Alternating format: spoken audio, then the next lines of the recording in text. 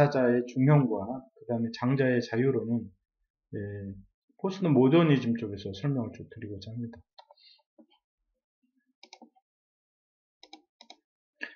자, 그래서 서양이나 동양이나 어떤 근대를 우리가 살았거든요.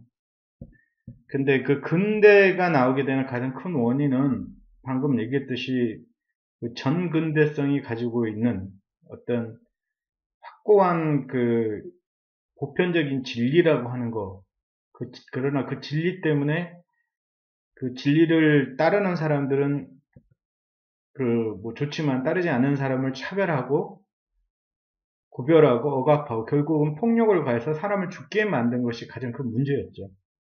그러니까 결국은 절대적 진리라는 것 자체가 결국 나중에 폭력성으로 이어질 수밖에 없다라고 하는 거를 얘기를 하는 거죠. 그래서 이제 모더니즘 시대를 우리가 보냈었는데 이 모더니즘 시대를 살면서 이제 가장 큰 그 문제도 마찬가지로 이 사람을 죽이는 거와 관련이 있습니다. 그러니까 그 전근대성에서 신이나 권력 집중형 농업사회를 이성주의 합리주의, 시민혁명, 그 다음 산업사회로 변화는 했지만 이것들 자체가 또한 절대적인 어떤 진리가 된 거죠. 결국은 이것들이 서양의 제국주의를 낳게 된 거고요. 제국주의는 소위 말해서 식민 나라들을 지배를 하면서 자기네가 가지고 있는 이 근대성, 이성주의, 합리주의, 그 다음에 계몽주의, 그다음 산업사회의 어떤 기술을 갖다가 니네들한테 전파한다라고 하는 그거를 명분으로 해서 그 식민지를 갖다 지배를 했는데 사실 그거 자체가 폭력이고요. 대단한 폭력이었다는 거죠. 그다음 특히 이 1, 2차 세계대전을 겪으면서 우리가 소위 말한 이성의 실패, 그러니까 대표적으로 우리가 그 이성을 통해서 우리가 공산주의나 전체주의, 제국주의를 만들었고 결국 그것들 때문에 엄청나게 많은 사람을 죽이게 된다는 거죠. 특히 우리나라 같은 경우 1948년에 2차 대전을 끝나기 위해서 1948년에 히로시마에 원자폭탄이 터졌을 때 우리나라 사람들은 전부 다 뭐 환영을 했죠. 당연히 우리가 일제의 그 식민지를 벗어나서 하여튼 새롭게 이제 태어나게 됐으니까. 그러나 이제 이 인간의 이성을 통해서 만든 최고의 그 이성에서 만든 이러한 그 폭탄이 수천만 명을 죽이게 되는 1차 세계전을 통해서 수천만 명을 죽이게 됨으로써 유럽이나 그 아메리카에 있는 많은 철학자들은 엄청난 반성과 충격을 받게 되는 거죠. 그래서 이 충격을 받게 되는 이런 거에 대해서 뭔가 이 모더니즘에 문제가 있구나. 이거를 좀 벗어나야 되겠다. 라고 하는 생각들을 하게 된 거고요. 그 다음에 이제 뭐 돈을 또 많이 벌게 되면서 우리가 부의 독점이라고 하는 게 생기게 됩니다. 인간의 삶이라고 하는 건 대부분 보면 이 권력 독점이라든지 그 권력의 세습으로부터 저항하는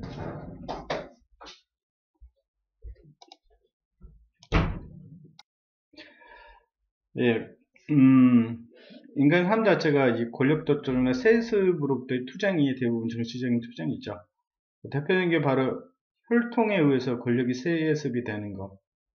이걸 막으려고 노력을 많이 했죠. 그래서 우리 조선사회 같은 경우 실제로는 왕에 의해서 권력이 세습이 됐지만 실제로는 신하에 의한 권력이었죠.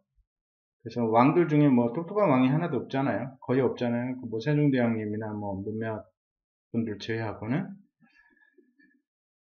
그 다음에 그 혈통에 의한 권력 세습을 막았던 거에 대표적으로 바로 이 노마와 중국의 선양제도입니다. 노마 같은 경우는 황제가 있었는데 원래 황제라고 하는 거는 원래는 처음에는 그 전쟁할 수 있는 전쟁의 가장 최고의 권력을 가진 사람이었죠. 우리나라로 얘기하면 뭐 국방장관이나 되려나 그래서 원래 이제 로마 영화를 보면 항상 이 황제라고 하는 게 전쟁터에 항상 있습니다.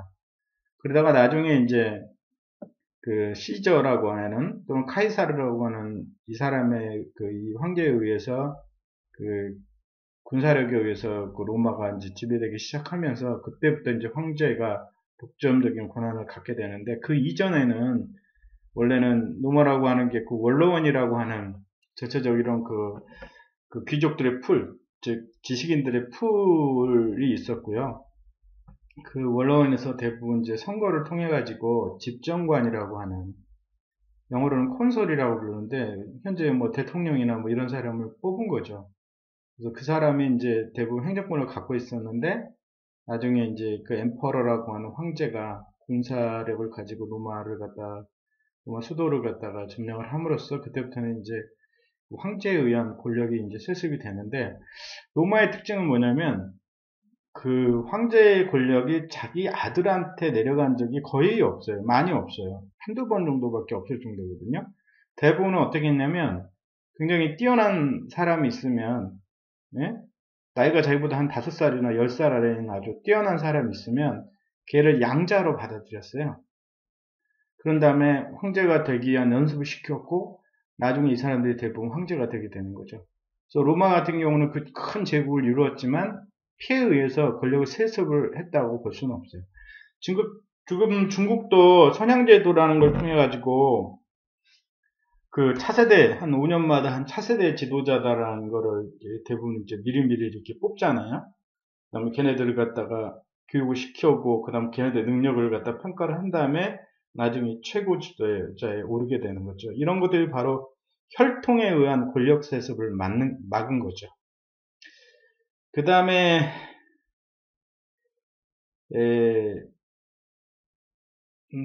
그 다음에 그 권력이라고 하는 게 이 지식에 의한 세습이죠. 지식에 의한 세습. 그러니까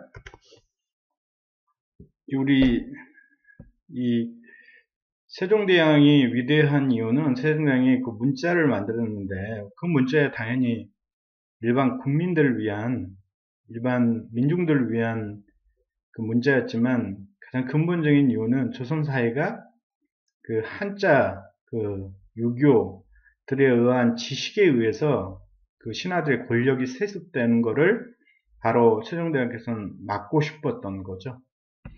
그 다음에 이제 요즘 나오는 게 바로 뭐냐, 요즘뿐만 아니라 이 근대성의 끝에 나오는 것들이 바로 뭐냐면 부의 독점과 세습이라고 하는 겁니다. 이 부에 의해서 또 그 권력이 독점이 되고 또 세습되는 건 뭐 현대사의 가장 큰 문제이기도 하죠. 예, 특히 이거에 첨단을 담고 있는 것이 바로 주식회사라고 하는 체계고요. 그래서 돈만 있으면, 지분만 많이 있으면 거기에 어떤 독점적인 권한을 가져가는 이런 문제. 그 다음에 우리가 탈자본주의가 필요하다. 네, 핵심은 방금 얘기했던 부의 불평등의 문제라는 거죠. 환경이 엄청나게 파괴되고 있다라고 하는 거죠. 예.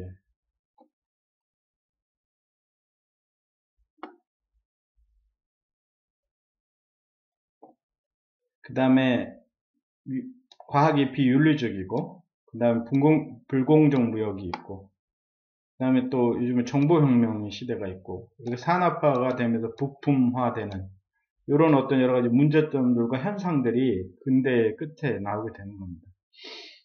그래서 바로 이 근대를 지나서 이제 포스트 모던이 오게 되는데 이 포스트 모던의 맹아의 역할, 그러니까 포스트 모던이 나오게 된 후기 근대성, 그러니까 현대성이 나오게 된 그 철학적인 역할을 한 사람들이 몇 사람이 있죠. 여기 첫 번째인 사람이 프로이드라고 하는 사람입니다. 프로이드는 꿈의 해석이라고 하는 책을 근본으로 해서 인간의 근원성은 의식이 아니라 무의식에 있다라고 하는 거죠. 즉, 의식적인 이성이 있는 것이 아니라 무의식적인 어떤 본성이 있다라고 하는 거예요. 그 무의식이라는 것은 육체의 성적 욕망, 즉 육체 욕망으로부터 출발하는 것에 불과하다라고 프로이드가 얘기하면서 그 다음